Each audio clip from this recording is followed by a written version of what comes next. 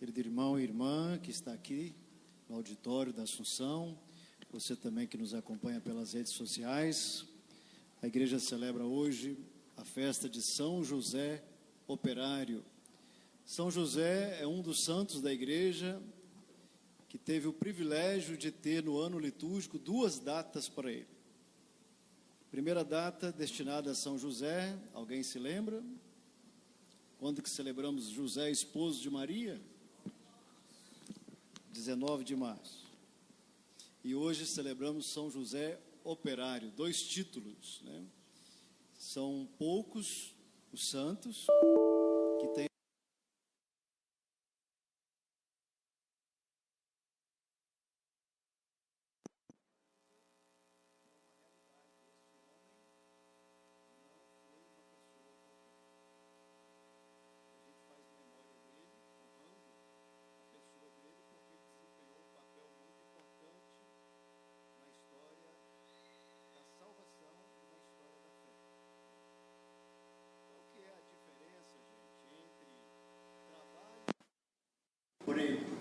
Tem diferença?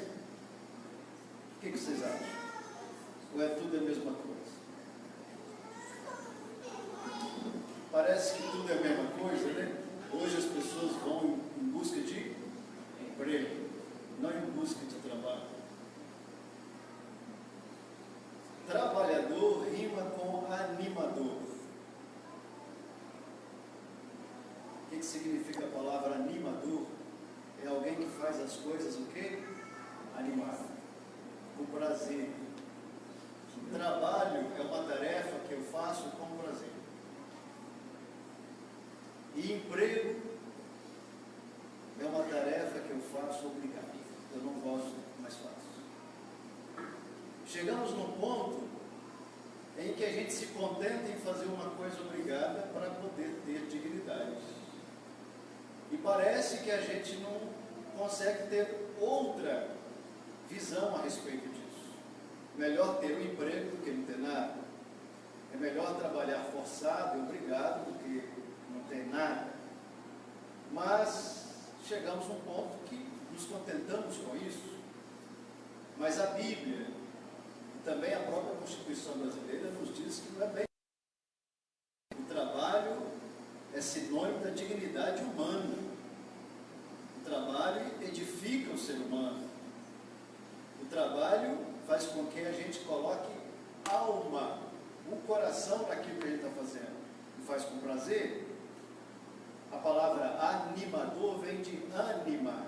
E ânima vem de alma. Então, quando uma pessoa está trabalhando animada, feliz, contente, ele está trabalhando com a alma. E independente da profissão, seja um gari que limpa as ruas com a gente, ou seja um médico, um advogado, um juiz, quando a gente coloca a alma naquilo que a gente faz, a gente então está desempenhando um trabalho. O emprego não, é alguma coisa que eu acordo de manhã e vou executar como obrigação. E a maioria das pessoas no mundo hoje estão empregadas, aquelas que têm emprego, mas não são consideradas trabalhadoras, são empregadas. Têm a obrigação de vender o seu trabalho, o seu suor, para ter no final do mês, em troca daquela dedicação, o sustento para a sua manutenção. A Bíblia nos ensina que todo homem, toda mulher é digno do seu salário, é digno do seu sustento. E a Bíblia fala também que nós vamos sobreviver nesse mundo derramando suor. O alimento não vem de graça. Eu não encontro nenhuma passagem na Bíblia em que o alimento vem de graça. Deus está dizendo, vocês vão existir e sobreviver e subsistir às custas do seu suor. Então o pão de cada dia é fruto do nosso suor. O nosso alimento é fruto do nosso suor. Mas isso não significa, por ele ser fruto do nosso suor, que ele precisa ser sinônimo de escravidão. ou de desalento, ou alguma coisa que diminui a nossa dignidade humana, quantos de nós estamos empregados, sabemos que podemos dar mais, temos inteligência, temos qualidades, temos criatividade, mas não podemos, porque estamos obrigados a executar somente aquela tarefa. E aí chega um momento que as pessoas começam a pensar assim: eu sou apenas uma ferramenta, eu sou apenas uma peça, parece que eu não tenho coração, parece que não me enxerga para além da tarefa que eu tenho que fazer todo dia, ordinariamente, sempre a mesma coisa. Como eu já disse, a humanidade escolheu um rumo de relações trabalhistas que a gente não consegue pensar em outra oportunidade, em outra alternativa. Tem que ser assim mesmo, e é assim que é correto, mas poderíamos ter pego um outro caminho, no qual a gente se sente feliz em trabalhar, a gente coloca a nossa alma naquilo que a gente faz, e a gente transforma e cria e recria as coisas com alegria. Então hoje, na verdade, não é o dia da gente pedir a Deus um emprego, é o dia da gente pedir a Deus um trabalho. Um trabalho que me dê dignidade e que me faça ser digno também da minha família, que a minha família também seja digna. Um trabalho no qual eu seja valorizado, reconhecido, para além daquilo que eu faço. Porque se eu tenho uma alma, eu sou capaz de transformar coisas extraordinárias.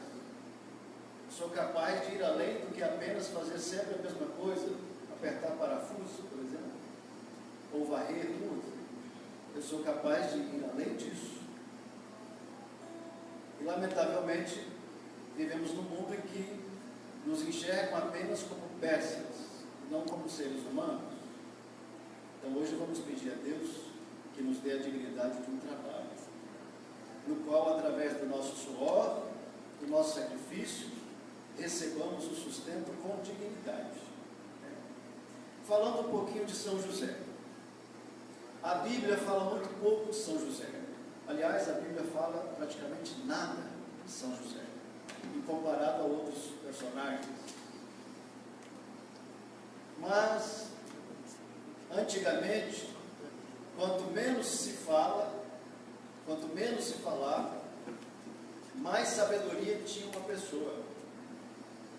E repara uma coisa para você ver: gente que fala muito não tem sabedoria nenhuma. Gente que fala pouco, quando abre a boca para falar, fala acertado. Então, aquele que não aparece muito, aquele que não fala muito, geralmente é uma pessoa que tem dentro dele muita sabedoria. E na Bíblia, então, São José aparece assim, dessa forma, discreta.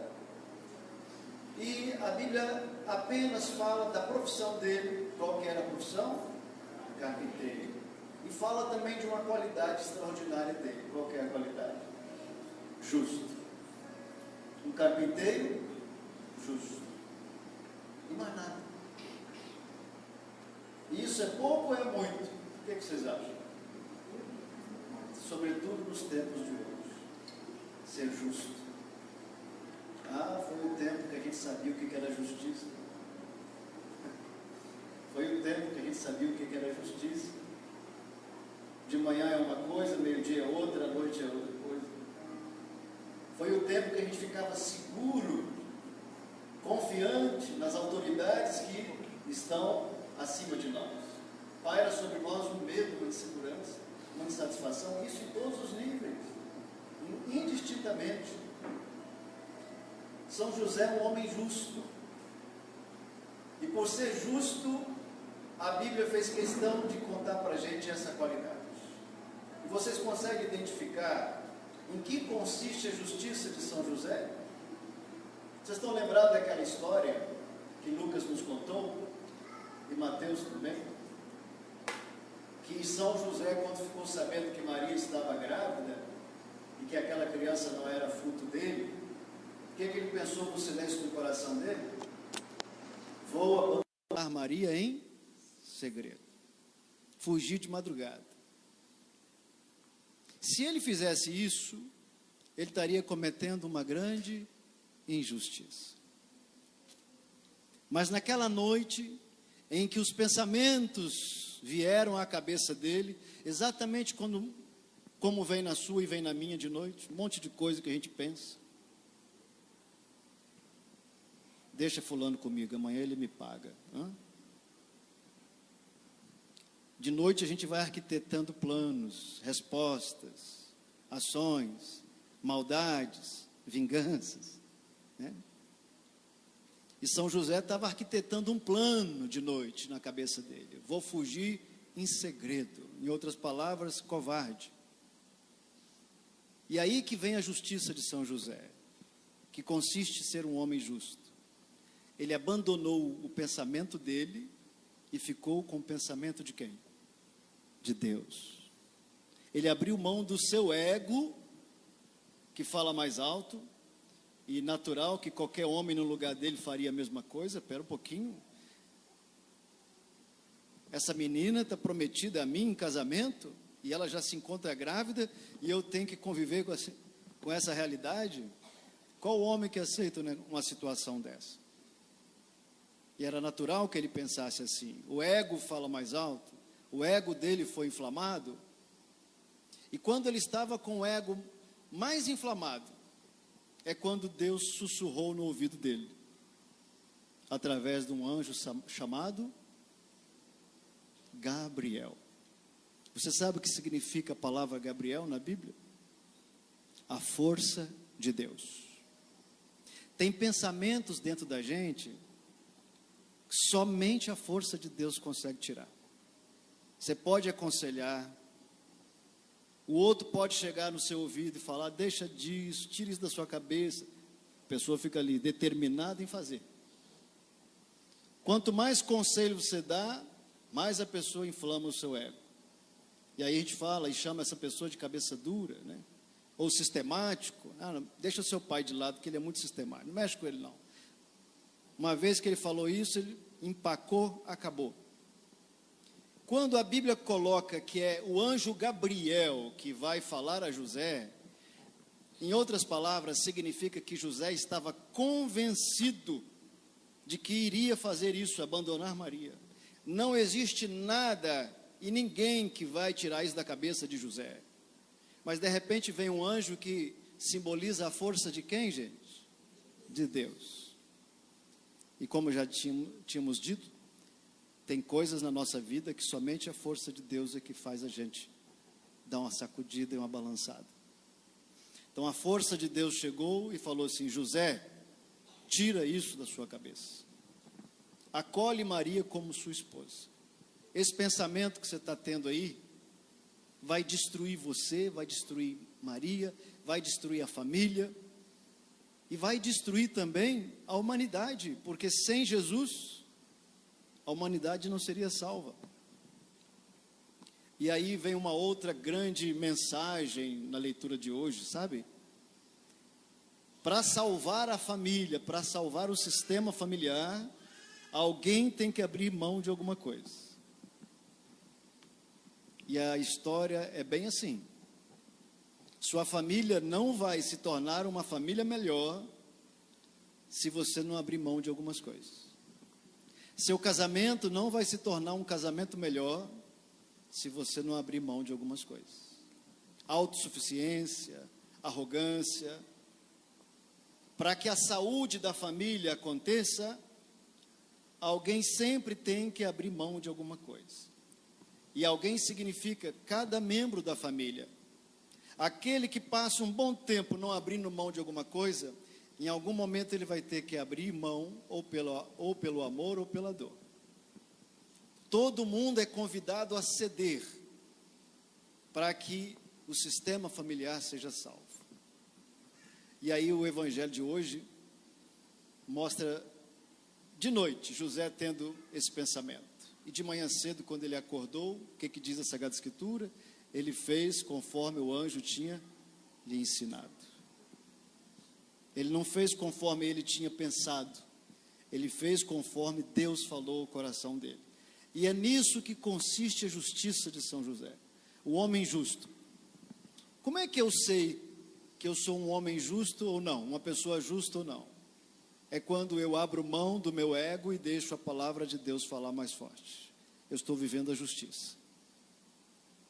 E o evangelho de hoje, especificamente, fala sobre os irmãos de Jesus. E aí, tem muita gente assistindo a gente aí pelo Facebook, muita gente que talvez é um católico mais ou menos, sabe?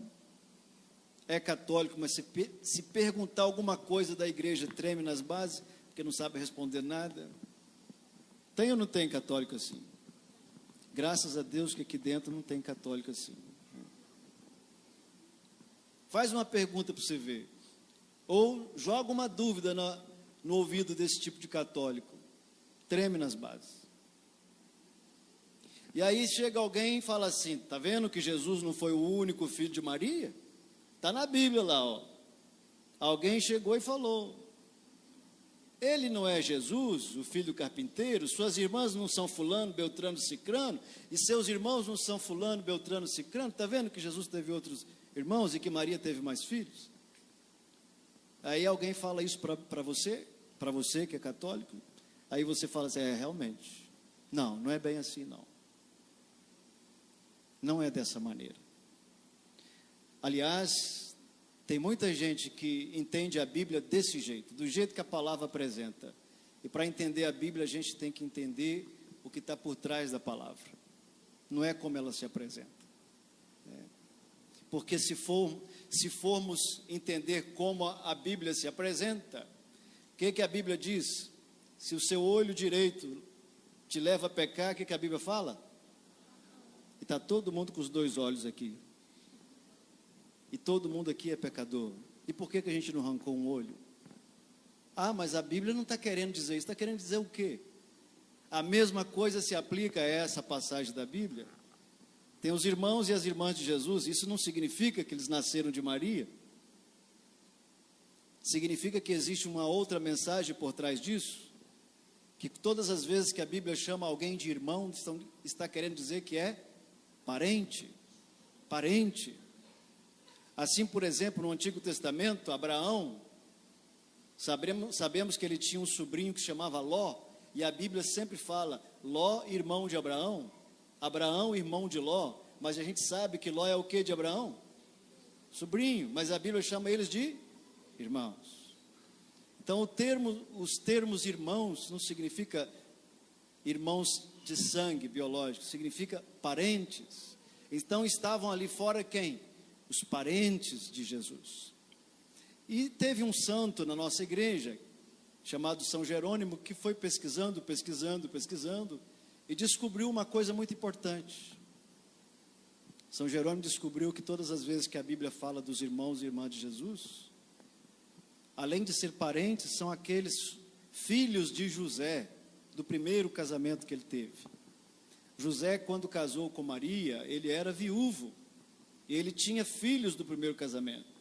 E muito provavelmente, quando ele foi morar com Nossa Senhora, ele levou os filhos do primeiro casamento. E quando José e Maria saíam com Jesus e com os filhos de José, todo mundo chamava irmãos de Jesus, né? Agora, se houvesse um texto na Bíblia, um texto objetivo dizendo assim, e Maria deu à luz ao seu segundo filho chamado Simão, e Maria deu à luz a seu terceiro filho chamado Tiago, e Maria deu à luz a seu quarto filho chamado Judas. Tem como fugir? Não. Me mostra na Bíblia onde que tem um texto assim. Não existe esse texto. Nós chamamos texto directo e texto indirecto. O texto de hoje é indirecto. Texto direto é quando há uma afirmação incontestável, não tem como fugir dela. Um texto indireto é quando a afirmação é genérica. Você pode ter inúmeras interpretações.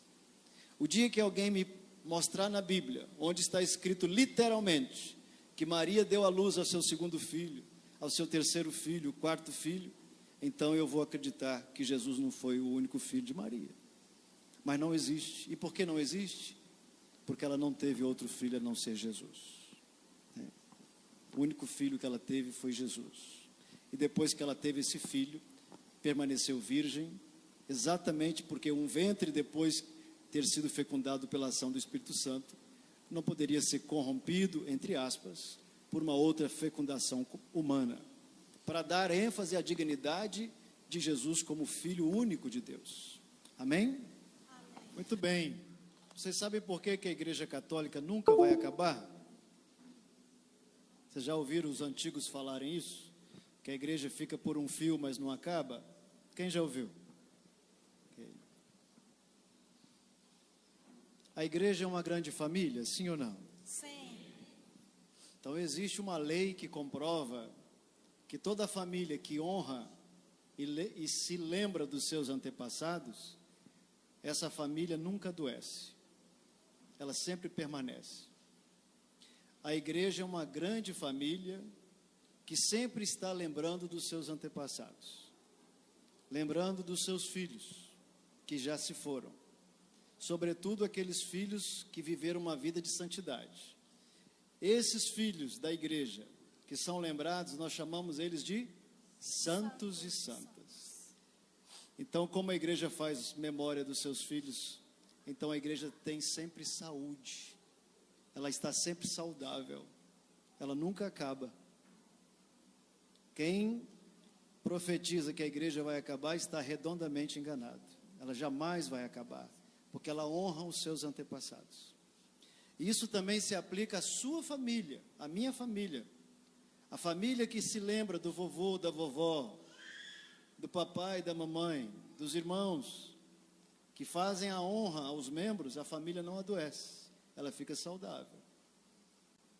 E uma família que se esquece do papai, da mamãe, do irmão, da irmã, como se nunca tivesse existido, os membros começam a padecer de algum problema psicológico, emocional, físico e assim sucessivamente. Não é à toa que a Bíblia nos ensinou que aquele que honra pai e mãe recebe a bênção e a saúde e vida longa. Então, a igreja tem vida longa porque ela honra os seus filhos que já se foram. Assim também nós, na nossa casa, temos que honrar os membros de nossa família. Nosso papai, nossa mamãe, nossos avós, incluir todo mundo para que a gente tenha o quê? Saúde. E aí fica aí a última mensagem.